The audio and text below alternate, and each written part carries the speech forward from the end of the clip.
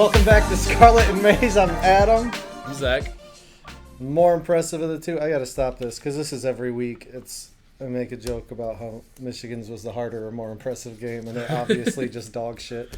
Yeah. I had it in my notes last week.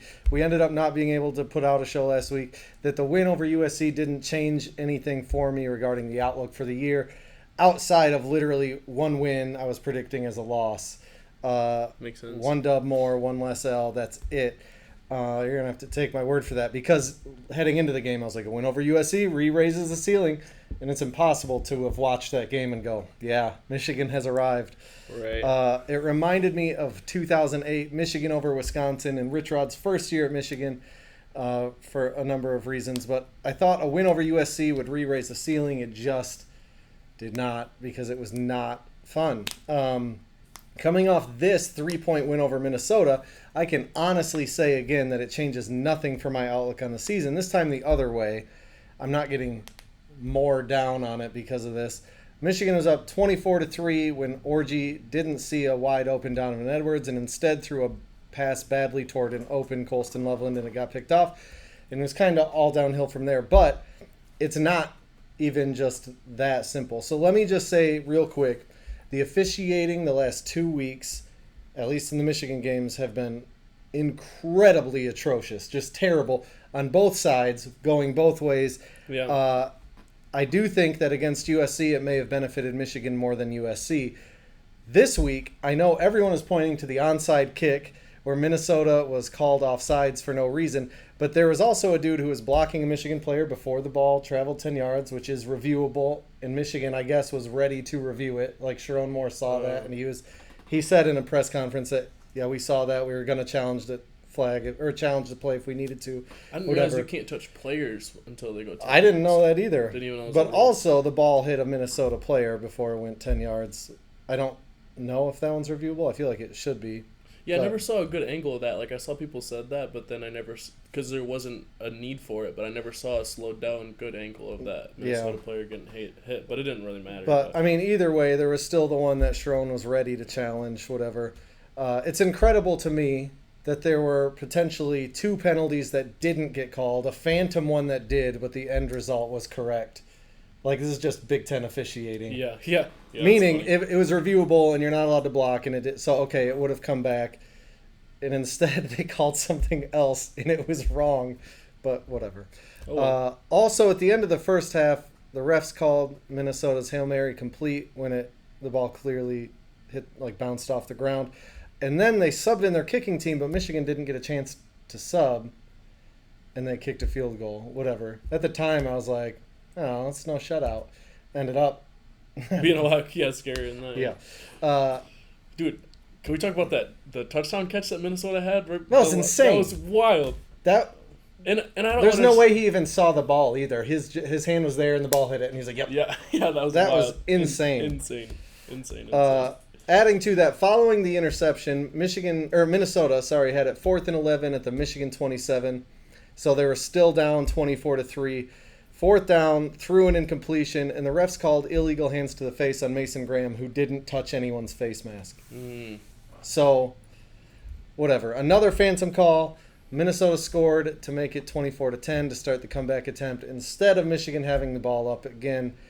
Having the ball up 24-3, having the ball again is what I meant to say. So, whatever. I don't really... Yeah, that one, it wasn't an offsides. Also, the onside kick shouldn't have happened. Also, it shouldn't have been that close because of this call. I'm not blaming the refs for it being a close game. I'm just saying these officials have been terrible for the last couple weeks. Last week, I think I texted you. I know I texted some other people when Michigan was up and was like, these refs are just unbelievable both ways. I want to put that in there before Michigan is losing because I thought Michigan was going to lose to USC. And I said they're terrible both ways. The last 2 weeks have been awful to watch because you don't know what's going to get called. You don't know what's going to get called. And then the broadcast. There were a few plays on Saturday where I was like, are you not going to call a holding? Like, they're tackling Michigan players, and the graphic wasn't on the TV, so I was getting all pissed. And then later, like, as the ref is explaining it, it pops up, flag. I'm like, oh, thanks, guys. Oh, yeah, that's fine. Like, let us know. Yeah. Now, hypothetically, let's say we could revise history. Say Mason Graham did actually commit the penalty called on him. Minnesota didn't touch the onside kick too early or block too early. I wouldn't care because not because I obviously want Michigan to win, but because I know they won't win enough for this year for it to matter anyways. Yeah. This game didn't change my outlook for the season. Like I already said, Michigan's not going to four-peat in conference. They're probably not going to make the playoff. They're definitely not going to make the Final Four. So whatever. A lot of Michigan fans seem to be selling on Sharon right now, saying, oh, he should have gone after Kalen DeBoer, as if he hadn't signed before Harbaugh left with Alabama. Yeah. I'm not there yet, but just because of how much Michigan lost in terms of players and coaches, and the fact that Sharon's in his first year as the guy, he's not dominating in year one after losing a ton and not having a decent quarterback. Realistically, there's only so much he can do right now. By the time Harbaugh left and JJ went pro, and then they hired Sharon, there weren't any good quarterbacks in the portal. So, like, it would have been great to get the guy at Washington now, but he was already committed to Washington. Michigan wasn't looking for a guy yet.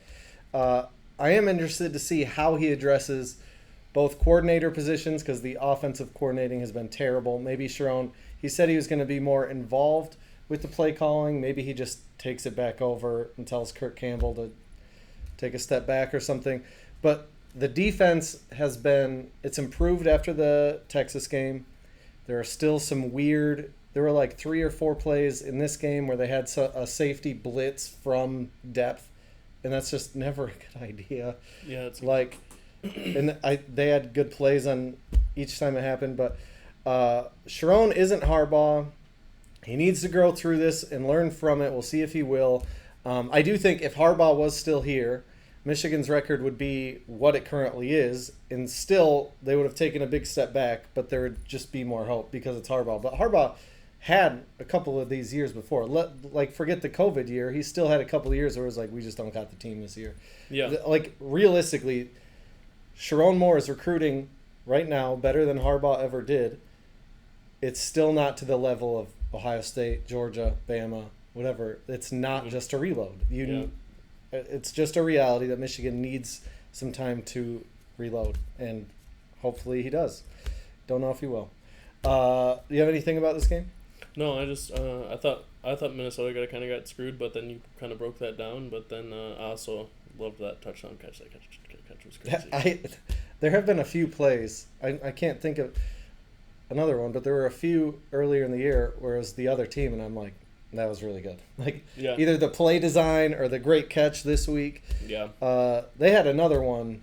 I don't remember exactly what happened, but Minnesota ran it, and I was like, Sharon, take notes. Take notes. That play was amazing. Yeah. Yeah. Yeah. Michigan State probably had a few of those plays this last Saturday where they were like, man, that was amazing. I wish that guy was on our team. I do know that there was one play that Michigan State was whining about the officials. Aiden Childs scramble, and then his face mask got pulled, and he fumbled. Yeah, I mean, it's a missed face mask call, but he still fumbled, and it's like, I don't know, dude. It wasn't like even that aggressive. Like, obviously the ref should have called it, but it's not like, I don't know, dude. They wouldn't have kept up in the second half. It didn't change anything in the game, I mean, it could have made it 17-14 or something at halftime. It would have been close at halftime, but I don't think it would have. Yeah, it wouldn't have mattered. Fixed anything for MSU. Every time Michigan State is hurt from a botched call, an innocent bystander of the Michigan Tunnel incident gets its wings. So I don't know what that means, but I'll stand by it. I don't care if MSU gets shafted by bad calls. They're trash. So Zach, what do you have to say about 38-7? Yeah, I mean, I thought the team played great. I would have liked to see some more points, but I mean, it's still a Big Ten opponent. 38-7 is pretty solid. I thought Jeremiah Smith is just so fun to watch. Speaking of unbelievable catches, yeah, it was so cool to get to see him in person. I went to the game, and just like jaw-dropping catches, 2-on-1 drive, and then that end around touchdown run was pretty sick too. That catch, I think it was right before the half. It was kind of into double coverage, and he just catches it. Yeah, that one, Nuts. and then the touchdown he had that he caught one-handed, but they were both on the same drive. Jeez. And the touchdown was thrown by the backup because Will Howard was out for a couple plays. Yeah, did he get hurt? Yeah, he got banged up a little bit. I think missed that part. He seems all right now though. But That's good. yeah, Jeremiah Smith is just so fun. I thought the defense did a good job. They let up less points against Michigan State than against Marshall, and I know Jim Knowles was talking about how like the 14 points against Marshall was unacceptable and like that they expect perfection, and I thought this was they didn't get it though. Yeah, they didn't get perfection, but this was improvement for sure, especially against a better team than Marshall. But yeah, that's fair. But yeah, it was a great game all around. Excited to see. We got one more week until that Oregon game, and that's going to be the big test. Their next 4 games are pretty tough in general, so we'll see in the next I don't know about next 4 because Iowa's 100% not scoring. Right.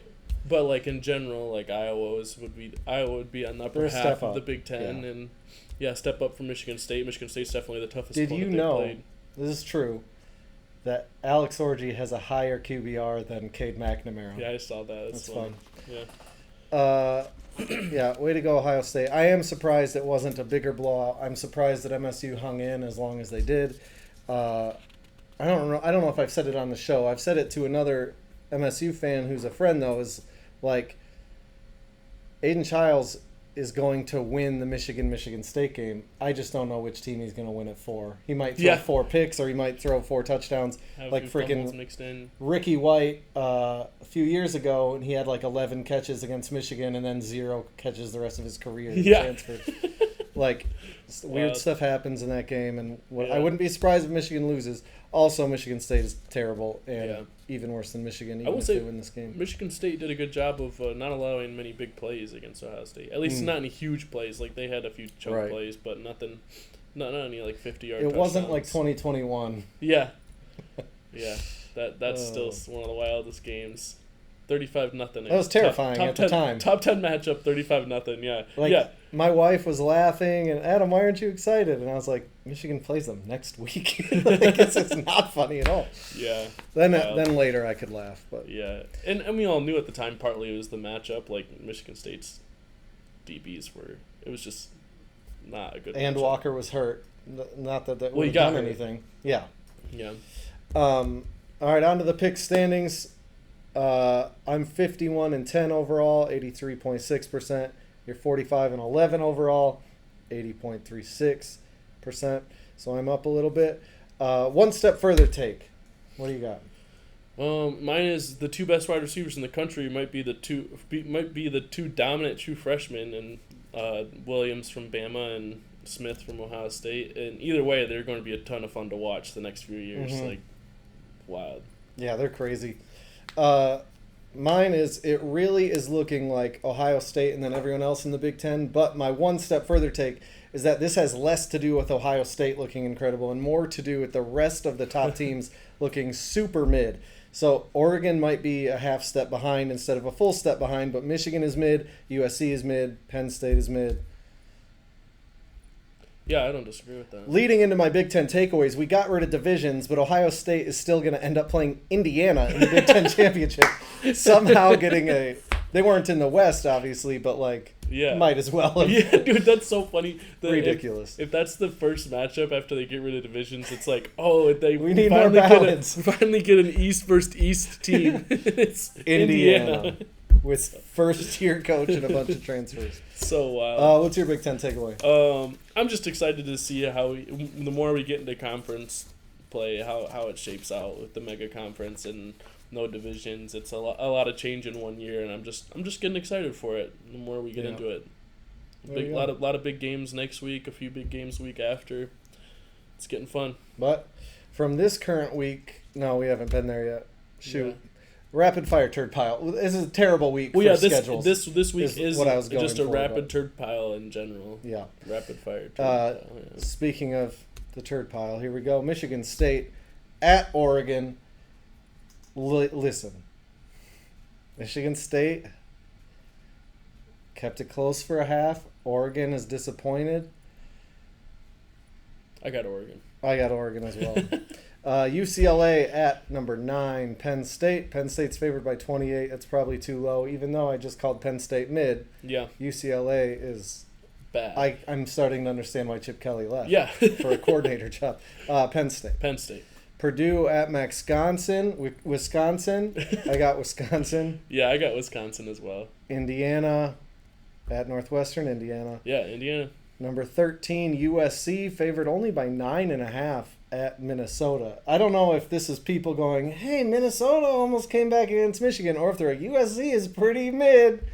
Well, I mean, you look at the two games. Minnesota was within 3 at Michigan, and USC was within 3, right, at Michigan. Mm-hmm. Now it's at Minnesota, so I get the spread a little bit, but I've got USC for sure. Yeah. Rutgers at Nebraska. This is the first varsity game. Rutgers 4-0 at Nebraska 4-1. I got Nebraska. Yeah, I got Nebraska as well. I'm bummed out you're not going with your boy Shiano, but whatever. Michigan at Washington. Michigan is ranked 10th in the country, and they are underdogs to Washington, who's not very good. Underdogs to an unranked team. Last I checked, it was 2.5 the spread for Washington. I got Michigan. Yeah, I got Michigan as well. I saw a tweet that was like, this is going to be just like 2021 Michigan-Washington, when it was like run, punt, run, punt, run, punt, like for both teams the whole game until Blake Corum broke a big one. And I could see that. I could see, I almost said Hassan Haskins, but Kalel Mullings breaking one and then winning 7-0 or 7-2. Yeah. Iowa at Ohio State. I got Ohio State. Yeah, I got Ohio State. I mean, Iowa's not going to score. So Ohio State could have Kerry Coombs at DC, and Iowa still wouldn't score. Yeah, Don Brown. Yeah. Game of the week, SMU at number 15, Louisville. Yeah. Boring game of the week a little bit there, but there's not a lot going on in college football this week. No. Louisville's favored by 7. I think SMU could keep it close. I'm going to say Louisville by 3. Yeah, I honestly don't think either of these teams are that good, but no, it's just the best matchup. I got Louisville by 4. Smart. Yeah, I had it on there, I promise. Oh, you did? Yeah.